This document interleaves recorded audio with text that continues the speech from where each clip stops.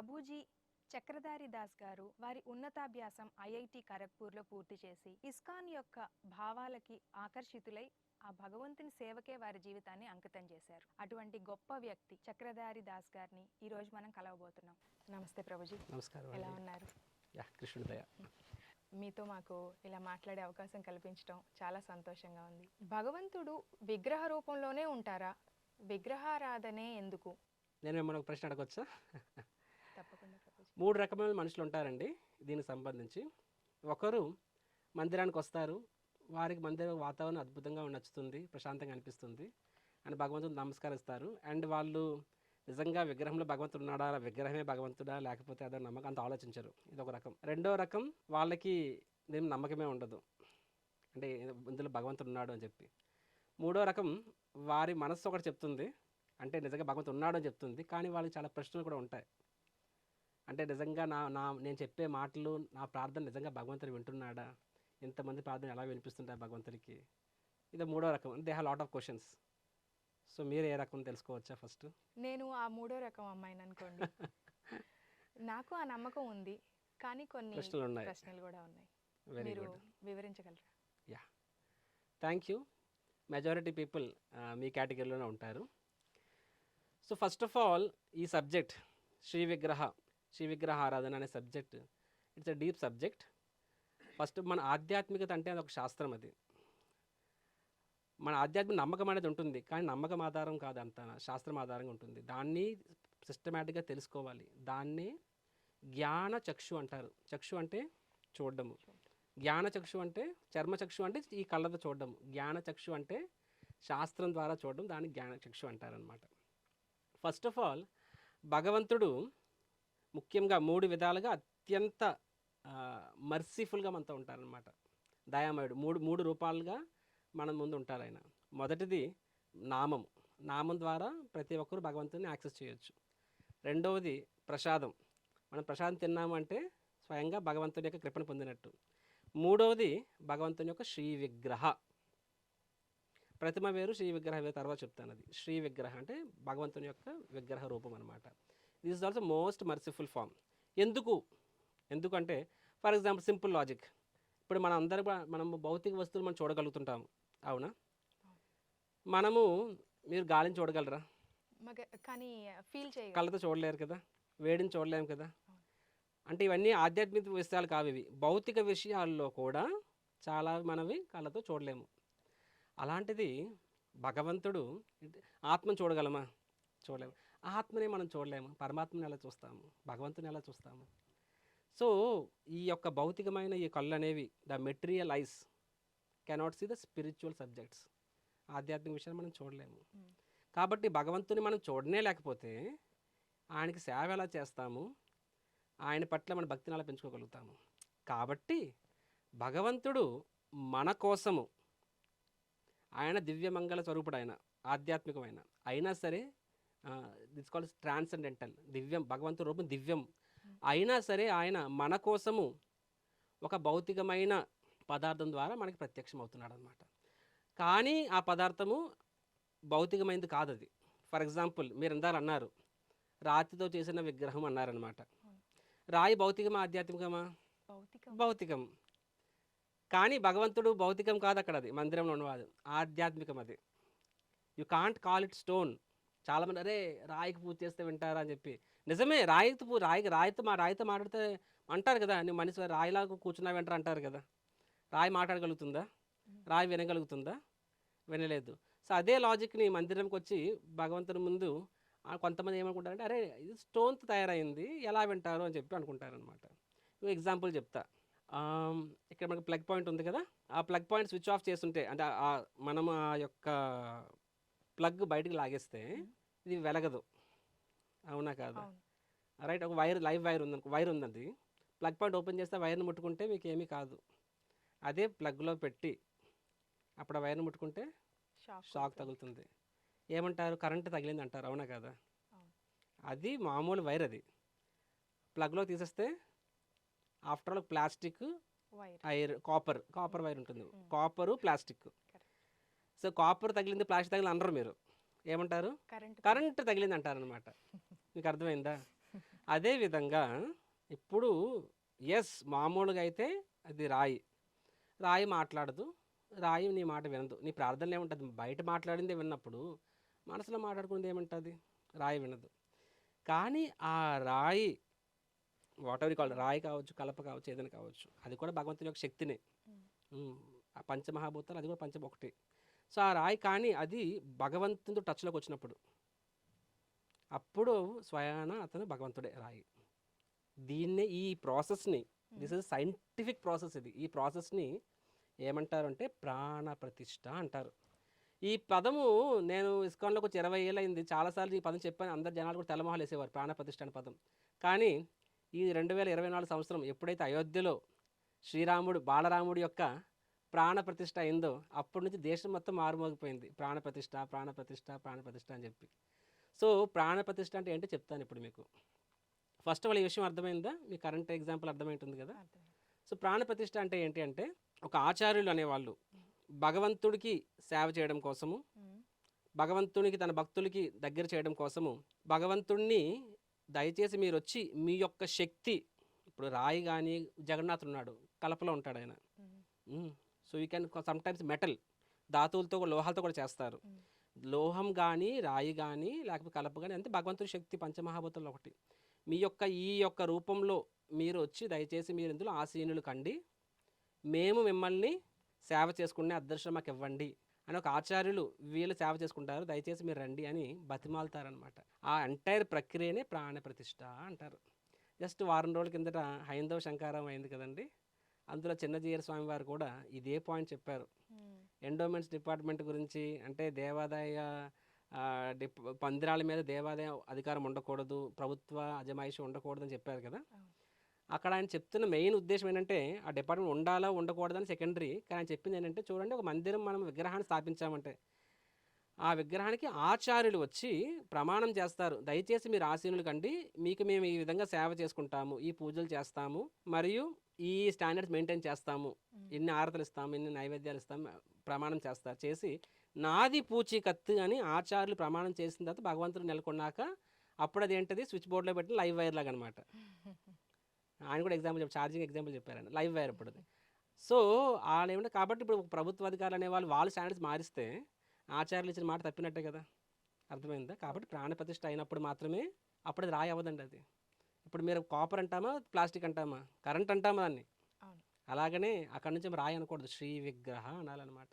ప్రభుజీ, భగవంతుడు సచ్చిదానంద స్వరూపుడు అని మీరంటున్నారు, నిరాకారుడని మరికొంతమంది అంటున్నారు. అన్యమతస్థులు ఇదే అనువుగా తీసుకుని సచ్చిదానంద స్వరూపము అనేది లేదు, విగ్రహారాధన అనేది ఒక పెద్ద సిన్, కెఫిన్ అని భావిస్తున్నారు. దీని గురించి మీరు వివరించరా?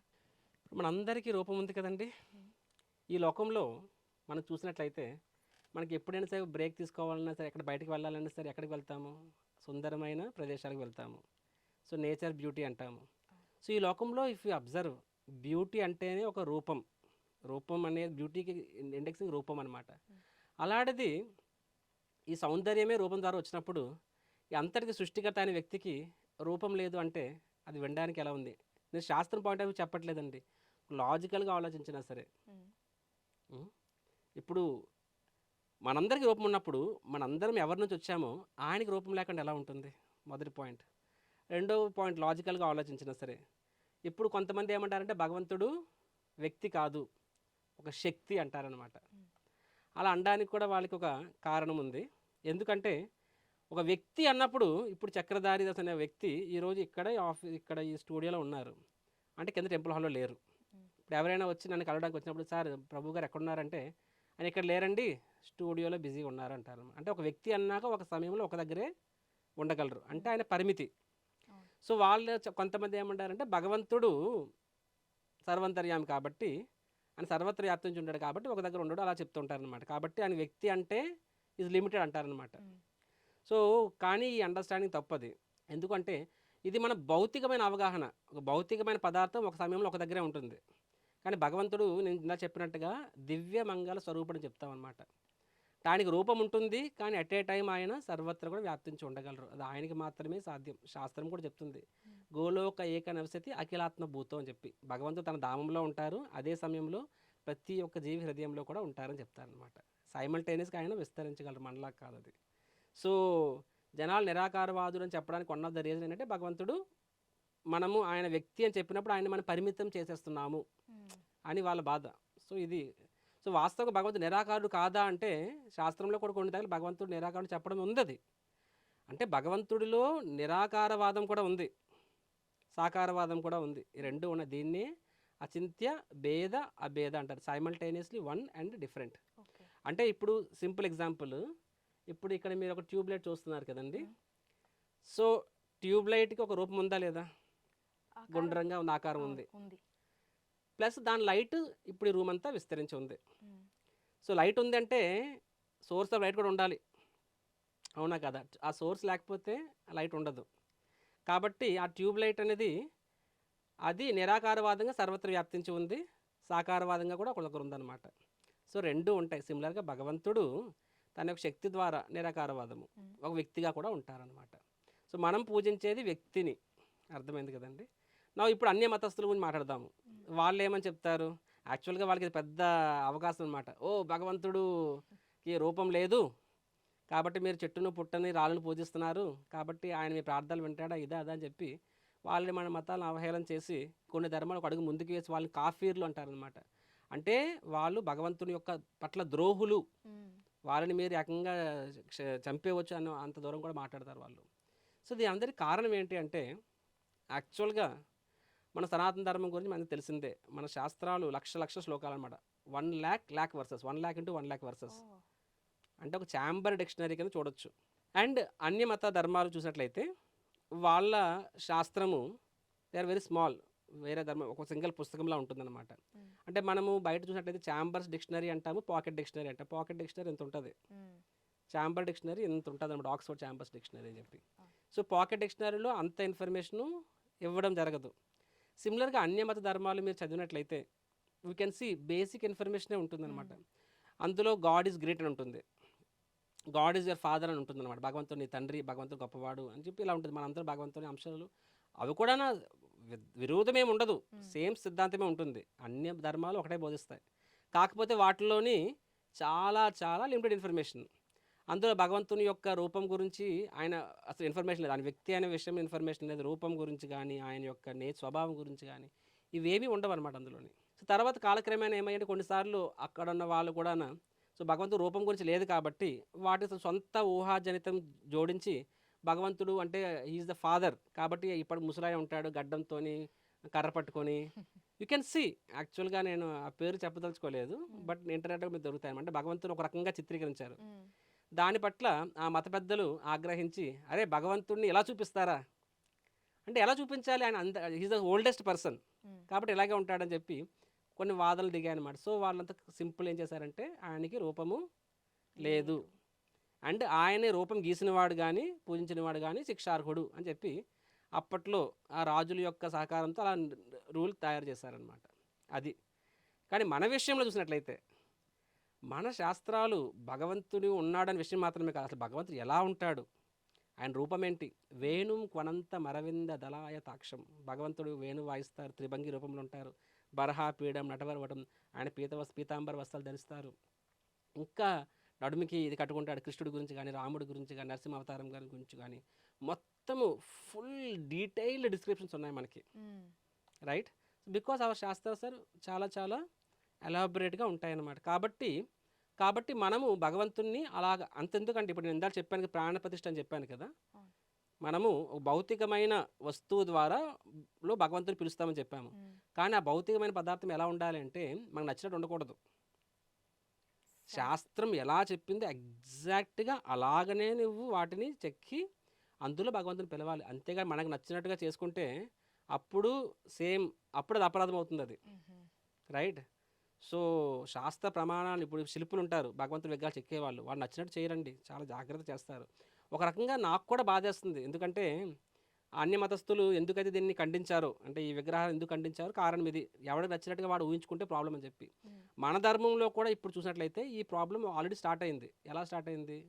గణేష్ జయంతితోని. వినాయకుడు ఎలా ఉండాలని శాస్త్రం క్లియర్గా ఉంది, వక్రదండం అని చెప్పి చెప్పబడ్డ.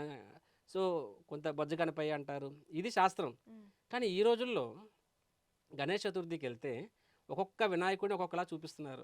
ఒకదేదో బ్యాట్‌తో చూపిస్తున్నారు, ఒకతో బాహుబలిలా చూపిస్తున్నారు. సో, అది మాత్రము శాస్త్ర ప్రామాణికం కాదు. కాబట్టి అది ఒక రకంగా తప్పది. బట్ అదర్వైజ్ చూసినట్లయితే భగవంతుడు సచ్చిదానంద స్వరూపుడు అని మనం మందిరంలో మనం భగవంతుడిని పూజిస్తాం. ప్రాణప్రతిష్ఠ చేస్తున్నప్పుడు శాస్త్రంలో ఎలా చెప్పబడిందో ఎగ్జాక్ట్‌గా మనం అలాగే చేస్తాం. అంటే స్వయంగా భగవంతుడి ధామంలో భగవంతుడు ఎలా ఉంటాడో నీ ఎదురుగా భగవంతుడే ఉన్నాడు. అది. బాగుంది గురూజీ. అయితే నాకు ఇంకొక డౌట్ కూడా ఉంది గురూజీ. ఇప్పుడు మనం ఏదైతే ఈ అన్య మతస్థులు వారి గ్రంథాలను చూపించి అమాయకులైన హిందువులని ఆకర్షిస్తున్నారో, భగవంతుడికి ఆకారం లేదు నిరాకారుడు అని చెప్పి, దాన్ని మీరు ఎలా సమర్థిస్తారు? దాన్ని మనం ఎక్కడ సమర్థిస్తున్నామండి? సో, దానికి సమస్య సింపుల్. వేరే ధర్మాల వారు తమ శాస్త్రాలు అవి అసంపూర్ణం కావచ్చు. కానీ వాటి మీద వాళ్ళకి చాలా చాలా గౌరవం ఉంది. కాబట్టి ప్రతి ఇంట్లో కూడాన చూసినట్లయితే ఆ గ్రంథం ఖచ్చితంగా ఉంటుంది. ప్లస్ చదవమని ప్రోత్సహిస్తారు. కానీ మన ధర్మంలో సనాతన ధర్మం గొప్ప చెప్పుకుంటున్నాం, కానీ ఏ తల్లిదండ్రులు కూడా ఇంట్లో భగవద్గీత పిల్లాడు చదివితే భయపడుతున్నాడు, చాలా ప్రోత్సహించడం పక్కన పెడితే. సో కాబట్టి మన హిందువులు ఎలా తయారంటే వాట్సాప్ వీరులు అనమాట. మన వీరత్వం సూరత్వం వాట్సాప్లకే పరిమితం అయిపోతుంది. వేరే వాళ్ళ మనల మీద ఇలా చేస్తున్నారు అలా చేస్తున్నారు చెప్పుకుంటున్నాం, కానీ ముందు మన ధర్మాన్ని మనం కాపాడుకుంటే, మన పిల్లలకి మనం ప్రోత్సహిస్తే, మనం వేరే వాడి గురించి వర్రీ అవ్వాల్సిన అవసరం లేదు. ఎందుకంటే మన ప్రోడక్ట్కి మించిన ప్రోడక్ట్ ఇంకోటి లేదు. కాబట్టి నేను ఎప్పుడు వేరే వాళ్ళ గురించి, వేరే మతాల ధర్మాల గురించి ఆలోచించాను. నేను మన ధర్మం పట్ల మనకి నిబద్ధత ఉండాలి. ప్రతి హిందువులో కూడా we should feel self esteem and pride, అది పెంపొందించాలి. దానివైపు మనము ఆలోచించాలి. ఇప్పుడు భగవంతుడు సర్వాంతర్యామి అయినప్పుడు మనము కేవలం గుడికే వెళ్ళి ఎందుకు ఆరాధన చేయాలి? మన మనసులోనే వాటిని ధ్యానించుకుని పూజిస్తే సరిపోదా? ఇప్పుడు మీకు దాహం వేస్తుంది, వాటర్ బాటిల్తో నీళ్ళు తీసుకొని తాగుతారా? లేకపోతే ఇప్పుడు నేచర్ మొత్తం కూడా తేమ ఉంటుంది, నోరు అని చెప్పి తేమ ద్వారా మీ దాహం తీర్చుకోగలరా? అదెలా సాధ్యం గురూజీ? ఇది కూడా అలాగేనండి. సిమిలర్గా ఇంకో ఎగ్జాంపుల్ చెప్తాను. ఇప్పుడు టెలిఫోన్ సిగ్నల్స్, మొబైల్ సిగ్నల్స్ మొత్తం ప్రకృతి మొత్తం వ్యాప్తించిన ఆకాశం మొత్తం ఉన్నాయి. డైరెక్ట్గా ఇక్కడ మీరు మామూలుగా మాట్లాడితే అక్కడ వినిపిస్తుందా? లేదు కదా. మీకు ఒక రిసీవర్ కావాలి, ట్రాన్స్మిటర్ రిసీవర్ కావాలి. దాని పేరే మొబైల్ అంటాం అనమాట. సో సిగ్నల్స్ అన్నిట్లో ఉన్నాయి, కానీ ఆ సిగ్నల్స్ని మీరు యాక్సెస్ చేయాలి, ఆ సిగ్నల్స్ ద్వారా మీ సందేశాన్ని పంపించాలి అంటే మీకు ఒక మొబైల్ అవసరము, అవునా? సో అదేవిధంగా భగవంతుడు నిజమే సర్వత్ర వ్యాప్తించి ఉన్నాడు. మయా తతం ఇదం సర్వం జగత్ అవ్యక్తమూర్తిన మత్స్థాని సర్వభూతాని తేషం శాస్త్ర అవస్థిత అని చెప్తారు.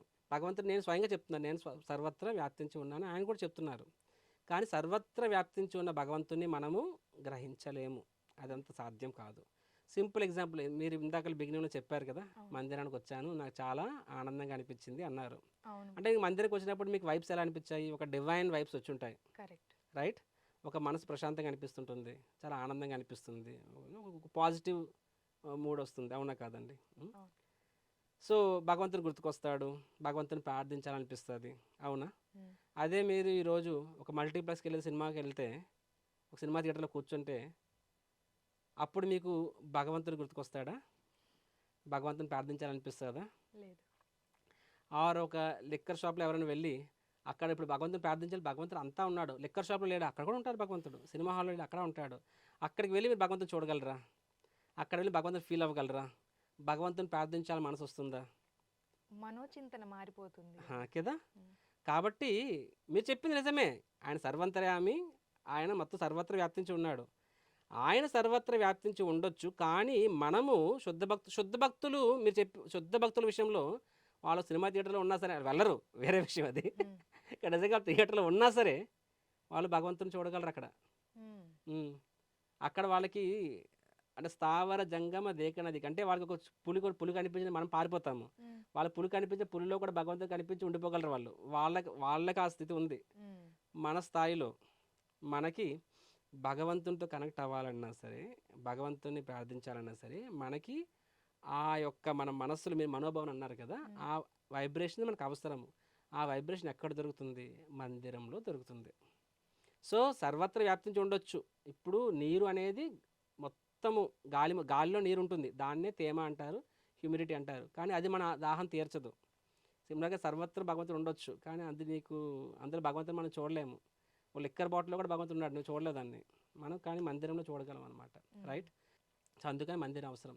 రెండోది, మందిరం అంటే ఏంటంటే భగవంతుడు కేంద్రంగా ఉన్న ప్రదేశం. అక్కడ అక్కడ ప్రతీది కూడా ఆయన ప్రీత్యర్థం, ఆయన సేవార్థం మాత్రమే జరుగుతూ ఉంటాయి. అండ్ శాస్త్రంలో భగవద్గీతలో భగవంతుడు ఏమని చెప్పారంటే ఏ యథ మాం ప్రపద్యంతే అని చెప్పారనమాట. అంటే మీరు నన్ను ఏ విధంగా నన్ను అప్రోచ్ అవుతారో నేను ఆ విధంగానే మీతో ప్రతిస్పందిస్తాను చెప్తారనమాట. సో మందిరంలో ప్రతి ఒక్కడు కూడా భగవంతుడిని అంటే ఆ శ్రీ విగ్రహాన్ని స్వయాన దేవాది దేవుడు నా స్వామి అనే భావనలో ఉంటారు కాబట్టి భగవంతుడికి అదే భావనలో వారితో ప్రతిస్పందిస్తారనమాట. కాబట్టి అందుకని టెంపుల్లో ఆ వైబ్రేషన్స్ అంత స్ట్రాంగ్ ఉంటాయి. అంతేకాదు, ఏ మందిరంలో అయితే ఈ యొక్క భావన భక్తుల్లో ఈ భావన ఉంటుంది అంటే లార్డ్ ఈజ్ ద సెంటర్, భగవంతుడి కేంద్రం, ప్రతిది కూడా భగవంతుడి ప్రీత్యార్థం అని చెప్పి ఆ ప్రదేశంలో భగవంతుడి యొక్క ప్రజెన్స్ అంత స్ట్రాంగ్గా ఉంటుంది. ఇట్ ఆల్ డిపెండ్స్ అపాన్ మనం అక్కడ ఎలా సేవ జరుగుతుందని చెప్పి. సో మందిరానికి మనం వచ్చినప్పుడు ఏమవుతుందంటే ఆటోమేటిక్గానే మనలో ఆ స్వార్థ భావం వెళ్ళిపోతుంది. భగవంతుడు అట్లా ఆ ప్రేమ భావము, ఆ నిస్వార్థ భావం ఆటోమేటిక్గా ఏర్పడుతుంది. ఇట్ ఈస్ యాక్చువల్గా మొన్న శంకరంలో ఒక స్వామీజీ చెప్పారనమాట, మన మొబైల్స్ ఎంతసేపు ఛార్జింగ్ ఉంటాయి చెప్పండి? ఒక 10 hours 12 hours తర్వాత ఛార్జింగ్ పెట్టుకోవాల్సిందే. సిమిలర్గా మనలో కూడా మంచి చెడు అన్నీ ఉంటుంది. చెడుకు 22 hours ఛార్జింగ్ అవుతుంది. మంచి ఛార్జింగ్ అవ్వాలి అంటే ఆ ఛార్జింగ్ పాయింట్స్ పేరే మందిరాలు అని చెప్పారనమాట. సో రెగ్యులర్గా వచ్చినప్పుడు అట్లీస్ట్ అక్కడైనా సరే జీవితం అంటే ఏంటో కొంత అవగాహన ఉంటుంది. దేనికోసం బాధపడాల్సిన అవసరం లేదు.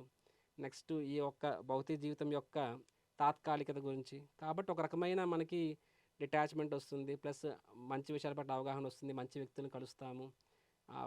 అన్నీ కూడా మనకి ఆ యాంబియన్స్ మనలో ఆ మంచితనాన్ని బయటికి తీసుకొస్తుంది అనమాట. అందుకని మందిరాలు అవసరం. భగవంతుని అంతా ఉన్నా సరే మన మందిరంలోనే భగవంతుని గ్రహించగలం. ప్రభుజీ చాలా బాగా వివరించారు. గాలిలోని తేమని నిజంగానే తాగలేము.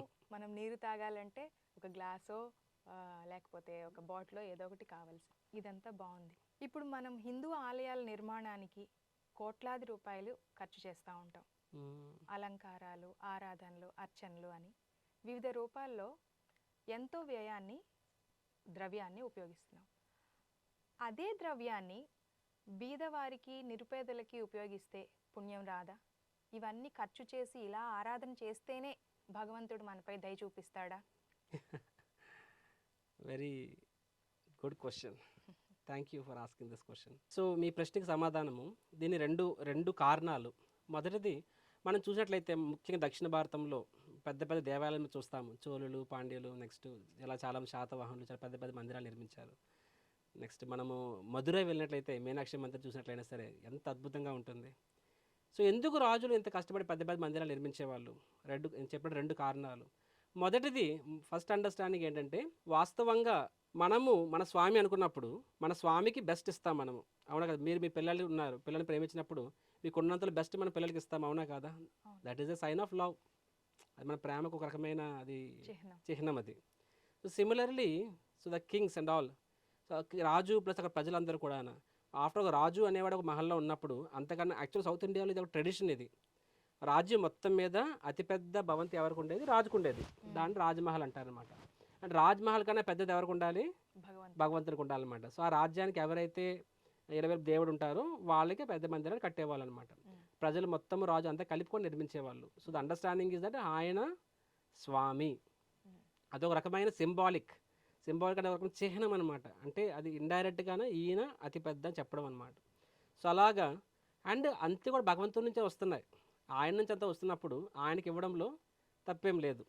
రెండోది చూసినట్లయితే యాక్చువల్గా ఇప్పుడు మన తిరుపతి చూసినట్లయితే బ్రహ్మోత్సవాలు అంటాము, మన జగన్నాథపురిలో అయితే రథయాత్రలు అంటాము. స్వయాన రాజులు వచ్చేవారు, రాజులు చీపురు తూచుకొని తుడిచేవారు అనమాట. అంటే వారు ఆ ఉత్సవాలకి అంగరంగ వైభవం ఖర్చు పెట్టేవాళ్ళు. ప్లస్ వాటిలో స్వయాన ఇక్కడ మన సౌత్లో పల్లకి మోస్తారు, అటు సైడ్ చీపురు తుడుస్తారు అనమాట. తద్వారా ఏం చెప్పేవాళ్ళు ప్రజలకి? వాళ్ళు ఏం చెప్తున్నారు అంటే, చూడండి నేను రాజు కావచ్చు, ప్రతి ఒక్కడు కూడా కింద నుంచి పైకి దాకా రావాలనుకుంటాడనమాట. బంట్రోత్ అనేవాడు ఒక బాస్ అవ్వాలనుకుంటాడు, ఇంకా పైకి రావాలనుకుంటాడు, ఇంకా పైకి, ఫైనల్గా కింగ్. సో కింగ్ అనేవాడు కూడా ఏమో చెప్తాడు, నేను టాప్ కాదు, నేను కూడా దాసుల్ని, భగవంతుని ముందు అందరూ దాసులే అని చెప్పి అది చెప్పడం కోసము స్వయాన వాళ్ళు చీపురు తుడిచేవారు, స్వయాన పల్లకిలు మోసేవారు అనమాట. తద్వారా జనాలందరికీ ఏం చెప్తున్నారు, అందరికీ స్వామి ఎవరు, ఈయన అని చెప్పి. ఉమ్, ఎందుకంటే రాజుల యొక్క ధర్మం ఏమిటి? రాజుల యొక్క ధర్మం కేవలము తమ ప్రజల యొక్క భౌతిక యోగక్షేమాలు చూసుకోవడం మాత్రమే కాదు. భౌతిక యోగక్షేమాలతో పాటు వారి యొక్క ఆధ్యాత్మిక జీవిత పురోభివృద్ధి గురించి కూడా ఆలోచించాలి వాళ్ళు. సో అది ఏ విధంగా చేసేవారంటే ఈ విధంగా మందిరాలు నిర్మించడము, ఉత్సవాలు జరపడము, ఉత్సవాలు ప్రతి ఒక్కరిని ప్రోత్సహించేలా చేయడము. ఉమ్, తద్వారా ఈయన నిజమైన స్వామి అని చెప్పి. అంతెందుకండి, చాలామంది భగవంతుడు లేడు, ఐఎమ్ ఆల్సో గాడ్, నేనే దేవుణ్ణి అని చాలామంది చెప్పుకుంటూ ఉంటారు. అలాంటి వాళ్ళని ఒక్కసారి బ్రహ్మోత్సవం వెళ్ళి భగవంతుణ్ణి పల్లకి మీద చూసినప్పుడు అట్లీస్ట్ ఆ క్షణకైనా నేను దేవుణ్ణి కాదని ఫీలింగ్ వస్తుంది అనమాట. అంత వైభవము, అంత గార్జియస్ చూసినప్పుడు. సో ఒక రకంగా జనాల్లో నేను భగవంతుడు దాసుని అనే ఫీలింగ్ క్రియేట్ చేయడం కూడా చాలా చాలా ముఖ్యం. సో మందిరాలు అనేవి అందుకు పెద్దగా ఉండాలి. రెండోది ఇది మెయిన్ రీజన్. రెండోది ఏంటంటే ఈ రోజుల్లో మరి ప్రభుజీ ఈ రోజుల్లో రాజులు ఎక్కడ ఉన్నారు అనొచ్చు. ఉమ్, వాస్తవంగా ప్రభుత్వాలు పనిచేయాలి. ఇప్పుడు ఇస్కాన్ టెంపుల్ చూసినా సరే, ఇస్కాన్ టెంపుల్స్ కూడా చాలా వైభవంగానే మనం నిర్మిస్తాము. ఉమ్, శిలా ప్రభుపాదుల వారు ఒకసారి ఇదే ప్రశ్న ఒక రిపోర్టర్ ప్రశ్న అడిగారు అనమాట. మాయపూర్లో శిలా ప్రభుపాద వారు పెద్ద మందిరాన్ని నిర్మిస్తున్నారు. అండ్ ప్రభుపాద వారు అక్కడ జస్ట్ బయట ఉన్నారు అనమాట. అక్కడ చెట్టు కింద కూర్చొని జపం చేసుకుంటున్నారు. ఒక రిపోర్టర్ వచ్చి అడిగారు అనమాట, స్వామీజీ పెద్దరామ కోసం ఇంత పెద్ద మందిరాన్ని నిర్మించాలి, భగవంతుడికి ఇంత పెద్ద మందిరం అవసరమా, భగవంతుడు సాధారణ రూమ్లో ఉండలేడా అని చెప్పి. ఉమ్, కమ్యూనిస్ట్ మైండ్ సెట్, కమ్యూనిస్టులు కదా బెంగాలీస్ అంతాన. సో ప్రభుపాద చెప్పారు, భగవంతుడు చిన్న రూమ్లోనే ఉండగలడు, మేము భక్తులు మేము కూడా చిన్న రూమ్లో ఉండిపోగలం, కానీ మేము ఆ చిన్న రూమ్లో ఉంటే నువ్వు ఈరోజు ఇంటర్వ్యూ తీసుకోవడానికి వచ్చేవాడు అని అడిగారు అనమాట. సో ఇప్పుడు పీపుల్, సో పెద్ద మందిరాలు అనేవి భగవంతుడి కన్నా కూడా ప్రజలకు అవసరం. బికాజ్ అలా ఉన్నప్పుడు ప్రజలకు కూడా ఆ ఫీలింగ్ కలుగుతుంది, ఆయన స్వామి అని చెప్పి తెలియకుండానే. ఒక పెద్ద భవన్ చూసినప్పుడు ఆటోమేటిక్గా భవంతులు ఉన్న వాడి పట్ల మనకు రెస్పెక్ట్ కూడా ఏర్పడుతుంది కదా. అవును. సో మోర్ దాన్ లార్డ్ ఇది మనకి అవసరం పెద్ద మందిరాలు అనేవి, రైట్. అండ్ మందిరాలు అనేవి కేవలం దేవాలయాలు మాత్రమే కాదండి, అవి ఒక ఆధ్యాత్మిక విద్యా కేంద్రాలు. ఒకప్పుడు మనం చూసినట్లయితే మన సనాతన ధర్మంలో భాగంగా ఈ రోజు కూడా ఉంది, ఇక తగ్గింది. ఇప్పుడు తిరుపతి అంటాము, అది కేవలం దేవాలయం కాదు, వాళ్ళు అందులోని సనాతన ధర్మం ప్రచారం చేయాలి, వేద పాఠశాల ఉండాలి. ఒకప్పుడు నలంద, తక్షశిల చెప్పుకుంటూ పోతే ప్రతి పెద్ద దేవాలయ మందిరాల్లో అక్కడ ఆధ్యాత్మిక విద్యా కేంద్రాల కింద ఉండేవి అవి. ఆ రకంగా ధర్మ ప్రచారం చేసేవి. ఇట్లా యూనివర్సిటీస్ న్యాచురల్గా వాటికి పెద్దగా ఉండాలి కదా, రైట్. ఇప్పుడు రెండో ప్రశ్న మీరు అడిగారు, ఇవన్నీ చేస్తేనంటే అంటే భగవంతునికి పూజ నైవేద్యాలు ఇవన్నీ ఆయన ఎందుకు కోరుకుంటున్నాడు? భగవంతుడు చెప్పాడు, పత్రం పుష్పం ఫలం తోయం, నాకు ఈ విధంగా మీరు సేవ చేసుకోండి అని చెప్పాడు భగవంతుడు. సో అంటే అవన్నీ చేస్తేనే భగవంతుడు హ్యాపీ అవుతాడా? అదేదో బయట వాళ్ళకి లేకపోతే బయట పేదవాళ్ళకి ఇస్తే కాదా అని చెప్పి మీరు అడిగారు. మీరే కాదు, ఈ ప్రశ్న చాలామంది అడుగుతారు. రీసెంట్ ఇంకా చెప్పాలంటే కొన్ని సినిమాల్లో ఎలా చూపించారంటే వాళ్ళు ఎంత వ్యంగ్యంగా చూపించారంటే, అంటే మనసున్నవాడేమో గుడి మెట్ల మీద ఉన్న పేదవాడికి ఏమో పాలు పెట్టాడు, అండ్ మనసు లేనివాడేమో ఆ గుడిలో లింగానికే పాలు వేస్ట్ చేశాడు అన్నట్టుగా. ఆ వేస్ట్ చేసిన పాలు డ్రైనేజ్ వెళ్ళిపోతున్నట్టుగా చూపించారనమాట. అంటే అది చూసి సగటు మనిషికి ఎలా అనిపిస్తుంది, నిజమే కదా, లింగంలో పైన వేసిన పాలు డ్రైనేజ్కి వెళ్ళిపోతున్నాయి, అది సంకుచిత మనస్తత్వం. అదే పాలని గుడి లోపల ఉన్న భగవంతుని బదులు గుడి మెట్ల ఉన్న పేదవాడికి ఇస్తే బాగుంటుంది కదా అని వాళ్ళు చెప్తున్నారు. వినేవాడు కూడా ఆహా ఓహా అనిపిస్తుంది. కానీ ఒక్కసారి మనం వాస్తవం ఆలోచిస్తే, ఎవరైతే భగవంతుని సేవ చేయవసరం లేదు, ఆ డబ్బులు అయితే పేదవాడికి పెట్టండి, గాడ్ మెన్ అంటే మాలాంటి సాధువులు, వాళ్ళని నమ్మాల్సిన అవసరం లేదు, వాళ్ళకి తప్పులు చేస్తే చెప్తూ సినిమాలు తీస్తారు. వాళ్ళ సినిమాలు తీసి 700 కోట్లు 800 కోట్లు పెట్టి సంపాదించుకున్నారు. వాళ్ళలో 7 రూపాయలు కూడా పేదవాడికి ఎవరు ఇవ్వలేదు. ఆ డబ్బులతో దుబాయ్ వెళ్ళి ఏదో సినిమాలు అదే షికారులు చేసుకుంటారనమాట. ఆన్ ద అదర్ హ్యాండ్ రెండు రకాలు ఆలోచిస్తే, ఇప్పుడు భగవంతుడికి మనం ఉత్సవాలు జరుపుతున్నామండి, ఆ ఉత్సవాల ద్వారా ఎవరండి లాభపడుతున్నారు? ఒకసారి ఆలోచిస్తే మనం ఎక్కడ వృధా చేస్తున్నాము? ఇప్పుడు ఏ పండుగ అన్నా సరే, మన హైందవ ధర్మంలో ఏ పండుగ అన్నా సరే, అందులో ఫస్ట్ అండ్ ఫార్మోస్ట్ ఏంటి, ప్రసాదం అనేది కంపల్సరీ. ఎవరికి పెడుతున్నాము? అది భగవంతుని పెట్టి దాన్ని పారేస్తున్నామా? పేదవాడు కడుపు అందరి కడుపు నింపుతున్నాం కదా, అవునా కదా? రెండోది, ఆ ఉత్సవాలు ఖర్చు పెట్టి ప్రతిదీ కూడా అది ఆ యొక్క మార్కెట్ అని. కానీ ఇప్పుడు ఒక ఉత్సవం జరిగింది, దానివల్ల అక్కడ ఉన్న లోకల్ మార్కెట్ అన్నీ కూడా డెవలప్ అవుతాయి. ఏ రూపాయి కూడా వేస్ట్ ఏం కాదు, అది తిరిగి సమాజానికి వెళ్తుంది. ఇది సాంఘికంగా మాట్లాడితే. ఆధ్యాత్మికంగా మాట్లాడితే, ఇప్పుడు శాస్త్రం ఆధారంగా మాట్లాడితే, భాగవతంలో ఒక శ్లోకం వస్తుంది, యథా తరోర్మూల నిసేచనేన తృప్యంతి తత్స్కంద భుజోపశాఖ అని చెప్పి. అంటే భాగవతంలో అద్భుతమైన ఉదాహరణ ఏమని చెప్పారంటే, ఒక చెట్టు వృక్షం ఉంటుంది, ఆ వృక్షానిలో ప్రతి ఆకుని కూడా నువ్వు ఆ వృక్షాన్ని పూర్తిగా మనం దాన్ని పోషించాలి అంటే ఆ నీళ్ళు ఎక్కడ పోయాలంట, వేర్లకు పోయాలన్నమాట. వేళ్ళు నీకు కనిపిస్తున్నాయా? కనిపించట్లేదు. కనిపించని వేళ్ళకి నువ్వు నీళ్లు పోస్తే కనిపించిన ప్రతి ఒక్క ఆకు కూడా ఆటోమేటిక్గాన ఫ్లరిష్ అవుతుంది, తాజాగా ఉంటాయి. నేనెందుకు వేళ్ళకి నాకు కనిపించట్లేదు కదా, నాకు చూపించు అని బలవంతం చేయొచ్చు, అదని పీకేయచ్చు, మొక్క చచ్చిపోతుంది అది. సిమిలర్గా నేను నా కంటికి కనిపించింది నమ్ముతాను, కంటికి కనిపించింది కొంతమంది వితండవాదం చేస్తుంటారు కదా, భగవంతుడు ఉన్నాడా, ఉంటే నా ఎదురుగా రమ్మని చెప్పు, అప్పుడే నేను నమ్ముతాను. అవును, మరి నమ్మకపోతే భగవంతుడి పాపం పొద్దుగలవదు. ఫర్ ఎగ్జాంపుల్ ఇప్పుడు అమెరికన్ ప్రెసిడెంట్ అయిందనుకోండి, ఆయన కోరుకుంటే మేబీ వెళ్తారేమో, తెలియదు నాకు అది. బట్ అంటే ఆయనని నువ్వు చూడాలనుకుంటే నీకంటూ ఒక శ్రేమత ఉండాలి. ఒక ఎమ్మెల్యేని కలవాలంటేనే మనకు ఒక కెపాసిటీ ఉండాలి, ఒక ప్రైమ్ మినిస్టర్ కలవాలంటే ఒక కెపాసిటీ ఉండాలి. అలాంటిది భగవంతుడు నీ కోసం నీ దగ్గర ఎదుగు రావాలి. ఏం మాట్లాడుతున్నామండి? సో కాబట్టి నా కంటికి కనిపించేది నేను నమ్మను అనుకుంటే అది ఒక వితండవాదం తప్ప ఇంకేం లేదు అక్కడ అది. సో నీ ఇక్కడ వేళ్ళు నీ కంటికి కనిపించట్లే, కానీ దానికి నీళ్ళు వేయండి ఏమవుతుంది, ఆటోమేటిక్గా చెట్టు మొత్తం వృక్షం మొత్తం కూడా సస్యశ్యామలం అవుతుంది. సో అదేవిధంగా శాస్త్రం ఏం చెప్తుందంటే భగవంతుడు అనేవాడు he is the centre, he is the root, right. So యస్మిన్ తుష్టే జగత్ తుష్టం, కృష్ణుడు స్వయంగా చెప్పాడండి, యస్మిన్ తుష్టే జగత్ తుష్టం అని చెప్పి. అంటే నన్ను సంతృప్తి పరిస్తే లోకమంతా సంతృప్తి చెందుతుంది అని చెప్పి. చెట్టు వేళ్ళకి నీళ్ళు పోస్తే చెట్టు వృక్షం మొత్తం బాగుపడుతుంది. మన పొట్టకి ఆహారాన్ని అందిస్తే శరీరంలో ప్రతి అవయవం కూడా ఆటోమేటిక్గా ఫ్లరిష్ అవుతుంది. అందుకని ఒకప్పుడు యజ్ఞాలు ఎందుకు చేసేవారు, యాగాలు ఎందుకు చేసేవారు, ఇప్పుడు సంకీర్తన ఎందుకు చేస్తున్నాము? ఎందుకు రాజులు వాళ్ళు కొన్నిసార్లు కరువు కాటకాల్లో ఉన్నా సరే వాళ్ళు ఆ ఉన్న డబ్బులతో వాళ్ళు పేదల పని వాళ్ళు ఎందుకు పూజలు చేశారు, ఎందుకు ఉత్సవాలు చేశారు? ఎందుకంటే భగవంతుని మనం సంతృప్తి పరిస్తే ఆటోమేటిక్గా సమాజం ఆటోమేటిక్గా బాగుపడుతుంది. ప్రభుజీ ఇది ఇల్లాజికల్ అని కొంతమంది అనొచ్చు. ఏ విధంగా? అరే ఎందుకు మూఢనమ్మకాలు, కంటికి కనిపించిన వేళ్ళు ఎలాగెందుకు పోస్తున్నా? నీ కంటికి కనిపించకపోవచ్చు, కానీ అక్కడ వేయడం వల్ల చెట్టు గ్రో అవుతుంది కదా, అది కంటికి కనిపిస్తుంది కదా. దీన్నే ఇంగ్లీష్లో ఇన్ఫరెన్షియల్ లాజిక్ అంటారనమాట. అంటే ఫలితం బట్టి కూడా మనము ఫలితాన్ని చూసి కూడా మనం అర్థం చేసుకోవచ్చు. అదేవిధంగా సో భగవంతుడికి మనం ఆనందం పడిస్తే భగవంతుడే మొత్తం లోకాన్ని, అరే ఆయన లక్ష్మీపతి అండి, ఆయనకి చేయలేనిది ఏముంటుంది చెప్పండి. కానీ మనమే పాపాత్ములమయ్యి మనం భగవంతుని సేవ చేసుకోవడం వల్ల ప్రకృతి మనకు సహకరించట్లేదు. మీకు ఇక్కడ ఒక స్టోరీ చెప్తాను. భాగవతంలో పృథు మహారాజు అని ఒక పెద్ద రాజు ఉండేవాడు అనమాట. ఆయన అంతకుముందు రాజు చాలా దరిద్రుడు, చాలా తప్పులు చేశాడు. భగవంతుని పక్కన పెట్టి నన్ను పూజించమని చెప్పాడు అనమాట. తర్వాత బ్రాహ్మణులు శాపం వల్ల చనిపోయాడు. తర్వాత కొత్త రాజు వచ్చాడు పృథు మహారాజు. కానీ రాజ్యంలో కటిక దరిద్రం, ఏం చేసినా సరే పంటలు పండట్లేదు. అప్పుడు పృథు మహారాజు కోపం వచ్చి భూదేవిని అడుగుతాడు అనమాట, ఏమ్మా భూదేవి ఎందుకు ఇలాగ మా మమ్మల్ని హింసిస్తున్నావు అని చెప్పి, ఎందుకు మాకు ధనధాన్యాలు ఇవ్వట్లేదు, ఎందుకు ఇవ్వట్లేదు అని చెప్పి. అప్పుడు భూదేవి ఏమో చెప్తుంది భాగవతంలో, ఏమంటుందంటే, చూడు రాజా, నీ ప్రజలందరూ పాపాత్ములు, నేను ప్రకృతి, భూదేవి అంటే ప్రకృతి, ఇక్కడ నేను అన్ని వనరులు ఇస్తున్నాను, సో దట్ ఆ వనరులతో నా స్వామికి మీరు సేవ చేసి తద్వారా మీరు ఆనందాన్ని పొందాలని చెప్పి, కానీ మీరు దొంగల్లాగా భగవంతుని పక్కన పెట్టేసి మీ స్వప్రయోజనం కోసం వాడుతున్నారు, కాబట్టి నేను ఎందుకు ఇవ్వాలి అంటుందన్నమాట.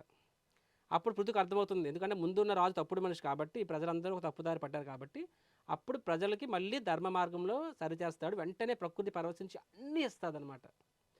భాగవతంలో కూడా వస్తుంది, యుధిష్ఠిర మహారాజు పరిపాలన చేస్తున్నప్పుడు, పాండవులు పాలిస్తున్నప్పుడు ప్రకృతి ఎంత అవసరం అంతే 10 రెట్లు ఇచ్చేదంట. ఈ రోజుల్లో వరల్డ్ హంగర్ అంటున్నారు, పావర్టీ అని అంటున్నారు. యాక్చువల్గా పావర్టీ అనేది ఎందుకు ఉంది అంటే జనాభా పెరుగుదల కాదండి. ఈ లోకంలో ఏ జంతువు కూడా ఆకలి చచ్చిపోవట్లేదు. వాస్తవంగా ధర్మం సన్నగిల్లుతుంది కాబట్టి ప్రకృతి సహకరించట్లేదు. అందుకని కోవిడ్ అని ఇవన్నీ రకాల జబ్బులు వస్తున్నాయి అన్నమాట. కాబట్టి అన్ని రకాల ప్రాబ్లమ్స్. అదర్వైజ్ భగవంతుడిని మనము ప్రేమగా ఆయనకు సేవ చేస్తే ఆయనకి అది అవసరం కాదండి, భగవంతుడికి అది అవసరం కాదు. అది ఇంత అడగొచ్చు కదా, అలా చేస్తేనే భగవంతుడు హ్యాపీ అవుతాడని చెప్పి. భగవంతుడు ఎందుకు అలా చేయమన్నాడు? తన కోసం కాదు, అది మన కోసం. భగవంతుడికి ఇవ్వడం ద్వారా భగవంతుడు లాభ పొందడు, అలా ఇవ్వడం ద్వారా మనము లాభ పొందుతున్నాం అన్నమాట. ప్రభుజీ, ఈ మధ్యకాలంలో చాలా విపరీతమైన అకృత్యాలు ఎక్కువైపోతున్నాయి. భగవంతుని విగ్రహాలు ధ్వంసం చేయడం లాంటివి.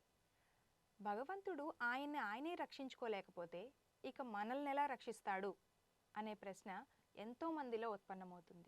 వాస్తవంగా ఈ యొక్క పరిస్థితి ఏదైతే మీరు చెప్తున్నారో ఇది ఈ రోజుది కాదండి, ఇది 500 సంవత్సరాల నుంచి కూడా ఉంది. మొఘల్స్ మనల్ని పాలించినప్పుడు కూడా వాళ్ళు మనల్ని హిందూ ధర్మాన్ని నాశనం చేయాలి, అందరూ కూడా వాళ్ళ మతంలోకి మారవాలి అని వాళ్ళు అనుకున్నప్పుడు వాళ్ళు ఎంచుకున్న మార్గమే ఈ విగ్రహాల ధ్వంసం. అంటే వాళ్ళు ఏం చెప్పదలుచుకున్నారు? విగ్రహాలు, మందిరాలను అటాక్ చేసేవాళ్ళు ముఖ్యంగా ఔరంగజేబ్ టైంలో ఇది బాగా స్ప్రెడ్ అయిందనమాట. వాళ్ళ ప్రతి మందిరము, ఏ మందిరం వదిలే, అంటే ఇండియాలో ఉన్న ఆల్ బిగ్ టెంపుల్స్ వాళ్ళు ఏం ట్రై చేసేవాళ్ళంటే వాళ్ళు మందిరాలని ధ్వంసం చేయడము, విగ్రహాలను ధ్వంసం చేయడము, తర్వాత విగ్రహాలని అవమానించడము, ఇలా చాలా చెప్పుకోవడం కూడా తప్పది చేస్తే. తద్వారా వాళ్ళు ఏం చెప్పాలనుకున్నారంటే తనను తాను రక్షించుకోలేని భగవంతుడు మిమ్మల్ని అలా రక్షిస్తాడు, కాబట్టి ఈ విగ్రహంలో భగవంతుడు లేడు, అవును. కాబట్టి మేము చెప్తుంది రైట్ ఏంటది, యాక్చువల్గా ఎలా పూజ చేయకూడదని చెప్తున్నాము, కాబట్టి మీరు పాటిస్తున్న ఈ ధర్మం, ఈ ఆచారం అన్ని తప్పులు, కాబట్టి మా ధర్మంలోకి రండి అని, అంటే మన విశ్వాసాన్ని దెబ్బ కొట్టడం కోసం చేసిన ప్రక్రియ అది. దీన్ని మనం ఎలా అర్థం చేసుకోవాలి? మీ ప్రశ్న అదే. అవును. ఒకసారి మనం ఆలోచిస్తే భగవంతుడు అనేవాడు ఫస్ట్లో మీకు చెప్పాను, శ్రీ విగ్రహ అనే కాన్సెప్ట్ చెప్పాను కదా. అవును. అలా చెప్పినప్పుడు చెప్పాను. సో భగవంతుడు ఎందుకు ఫస్ట్ ఆఫ్ ఆల్ శ్రీ విగ్రహ రూపంలో వచ్చారు? ఎందుకు అంటే ఆయన ఆ విధంగానే భక్తులు తనకి సేవ చేసుకోగలరు కాబట్టి. మనం ఒకరికి సేవ చేయాలంటే ఆ వ్యక్తి మనకి అందుబాటులో ఉండాలి కదా. అవును. అందుబాటులో లేని వ్యక్తికి నువ్వు ఎలా ప్రేమించగలవు, ఎలా సేవించగలవు? మనం ప్రేమించాలన్నా సరే జీవి అనేవాడు తను ఎలా పూర్ణత్వాన్ని సాధిస్తారంటే భగవంతుణ్ణి సేవించినప్పుడు, ప్రేమించినప్పుడు, అప్పుడే ఆయన పూర్ణత్వం సాధిస్తాడు. అలా అవ్వాలి అంటే ఆయనకి శ్రీ విగ్రహం అనేది అవసరం అనమాట. కాబట్టి భగవంతుడు తనను తాను మనకు అందుబాటులో తెచ్చుకోవడం కోసము ఆయన విగ్రహ రూపంలో వస్తారనమాట. సో విగ్రహ రూపంలో వచ్చినప్పుడు భగవంతుడు సర్వశక్తిమంతుడు, ఆయన ఎవరు టచ్ కూడా చేయలేరు ఆయన్ని. సో కానీ భగవంతుడు శ్రీ విగ్రహ రూపంలో ఉన్నప్పుడు తన యొక్క సర్వశక్తులు ఆ విగ్రహ రూపంలో ప్రతిసారి ప్రదర్శించాలని నియమం ఏమీ లేదు.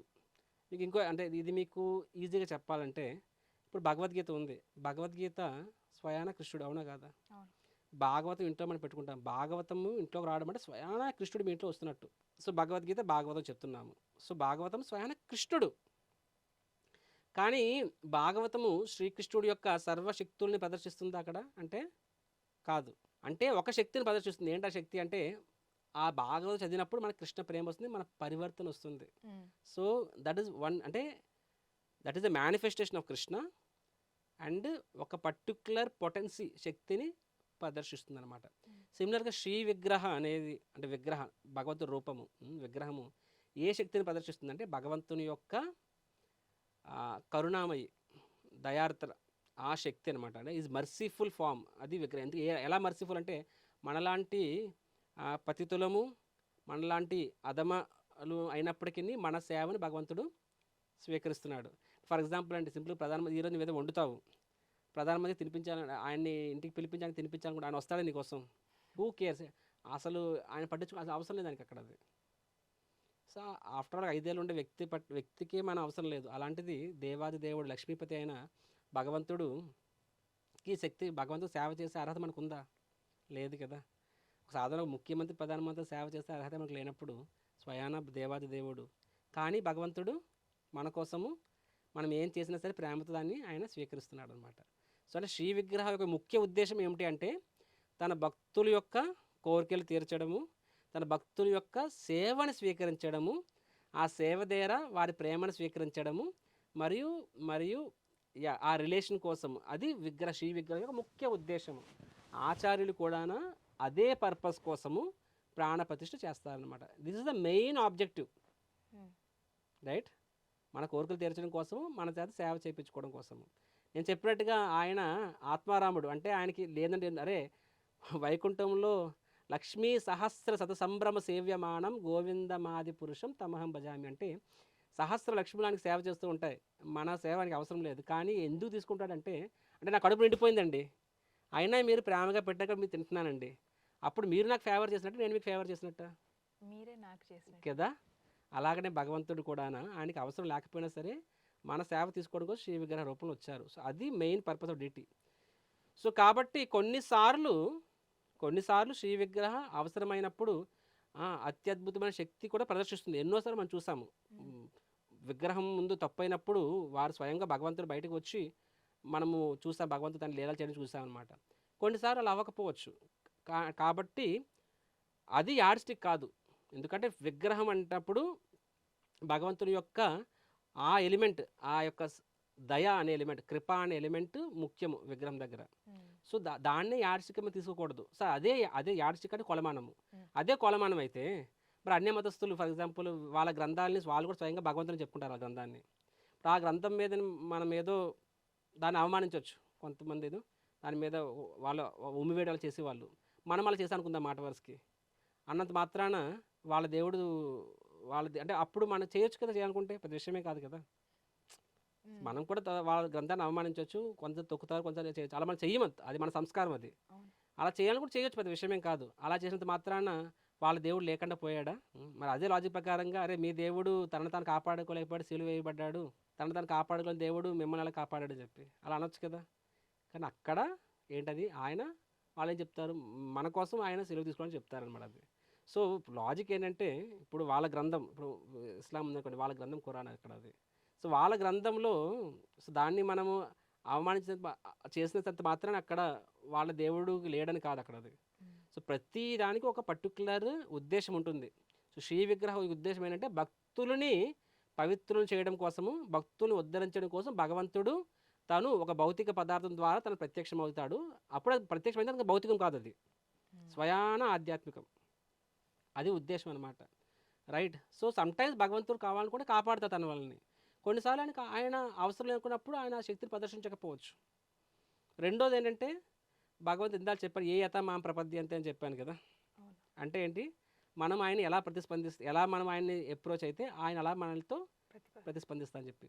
సో నువ్వు ఈరోజు శ్యామ్ సుందర్ దగ్గరికి వెళ్ళి ఆయన నిజంగా దేవాది దేవుడు అని నిజంగా నీ కళ్ళ ముందు కృష్ణుడు ప్రత్యక్షమైతే ఎలాగ మీరు తన్మయత్వం పొంది భావనలో ఉంటారు, అదే భావన లేని భగవంతుని మీరు వేడుకోండి, ఖచ్చితంగా ఆయన వింటాడు, అని పూజ చేస్తాడు ఆయన, గ్యారంటీ.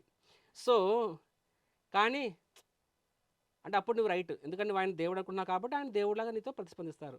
నువ్వు అరే ఎందుకు వీళ్ళు ఇంత ఎంత చదువుకున్న వాళ్ళు ఐఐటిఎన్స్ వీళ్ళు ఇందుకే పని పాట లేదా, ఎందుకు టైంపాస్ చేస్తున్నారు రాయితో అని ఇంకో వ్యక్తి వెళ్ళి అనుకోండి, అక్కడ భగవంతురానికి రాయిలాగానే ఉంటాడు. సో యద్భావం తద్భవతి అంటారు. యద్భావం తద్భవతి అంటారు అనమాట. భగవద్గీతలో ఏత మన ప్రపద్య అంతే అన్నారు. అంటే అక్కడ ఈయన నా మాట వింటాడంటే వెంట నిజంగా, ఎందుకంటే నువ్వు రాయి అనుకుంటున్నా కూడా రాయి విందు కాబట్టి అక్కడ భగవంతుని కోరిక వినట్లేదు. నువ్వు భగవంతుడు అనుకుంటేనే ఆయన కూడా భగవంతుడిలా ప్రతిస్పందించి నీ కోరిక విని నీ కోరిక తీరుస్తాడు. నువ్వు రాయి అనుకుంటే రాయిలాగానే, రాయి ముందు ఏం మాట్లాడే లాభం లేదనమాట. సో నీవు ఏ యథ మా ప్రపద్య అంతే. So that is the how it is. కాబట్టి విగ్రహాన్ని నువ్వు ధ్వంసం చేసినంత మాత్రాన నువ్వు భగవంతుని మీద జయించినట్టు కాదు. రెండవది భగవంతుని తాను కాపాడుకున్నట్టు కాదు. ఎందుకంటే ఆ యొక్క విగ్రహ శ్రీవిగా మూర్తికి ఒక పర్టికులర్ ఉద్దేశం ఉంది. ఆ ఉద్దేశము పాయింట్ ఆఫ్ వ్యూలోనే మనం ఆలోచించాలి విగ్రహం చూసినప్పుడు, ఏ విధంగా శాస్త్రం పర్టికులర్ ద పర్పస్ ఉందన్నమాట, అంతే తప్ప ఇంకేం కాదు. కానీ కొన్ని సందర్భాలు మనం చూసాము, ఏంటది భగవంతుడు దయామయుడు కానీ ఆయన కోపం కలిగితే ఎన్ని సందర్భాలు అంతెందుకు, కొన్ని దేవాలయాల్లోనే భగవంతుని పట్ల అపచారం జరిగితే ఆ అర్చకులు కానీ ఆ నిర్వాహకులు కానీ అక్కడ ప్రజలు కానీ కొన్ని రాజ్యాలే కూలిపోయాయి. ఎందుకంటే ఆ రాజ్యంలో ఆ విగ్రహం మెయిన్ మూర్తికి అపరాధం జరిగింది కాబట్టి. సో అలా కూడా ఉన్నాయి. సో వన్ లార్డ్ వాంట్స్ అప్పుడు ఆ భగవంతుడు తన శక్తిని అప్పుడు ప్రదర్శించకపోతే ఇంకోలా ప్రదర్శిస్తాడు, అది వేరే లెక్క అది. బట్ ఇన్ జనరల్గా శ్రీ విగ్రహం ముఖ్య ఉద్దేశం తన భక్తుల్ని ఉద్ధరించడం, ఆ శక్తి తన యొక్క కృపాశక్తి, అది విగ్రహం యొక్క ముఖ్య ఉద్దేశం, రైట్. చాలా సంతోషం గురూజీ.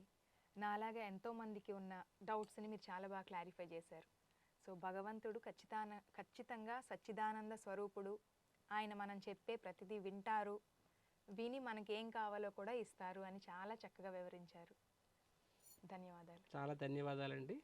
కాబట్టి ప్రతి ఒక్కరూ అర్థం చేసుకోవాల్సింది ఏంటంటే మందిరంలో భగవంతుడు దేనికోసం నిలవై ఉన్నాడు, మన కోసం, తన కోసం కాదు, ఆయన ఆత్మారాముడు. కాబట్టి ఈ విషయాన్ని మనం అర్థం చేసుకున్నప్పుడు మనము మందిరాలకు వెళ్ళే అవకాశం వదులుకోము. మన మందిరాలకు వెళ్ళిన తర్వాత కూడా కేవలం మొక్కుకోవడం మాత్రమే కాదు, నీ మొక్కులు తీరుస్తాడు, అది వేరే లెక్క. కానీ మనకి సేవా సౌభాగ్యాన్ని ఇవ్వడం కోసము భగవంతుడు అక్కడ ప్రత్యక్షం. ఎందుకంటే మనం సేవ చేసినప్పుడే మనం పవిత్రం అవుతాము.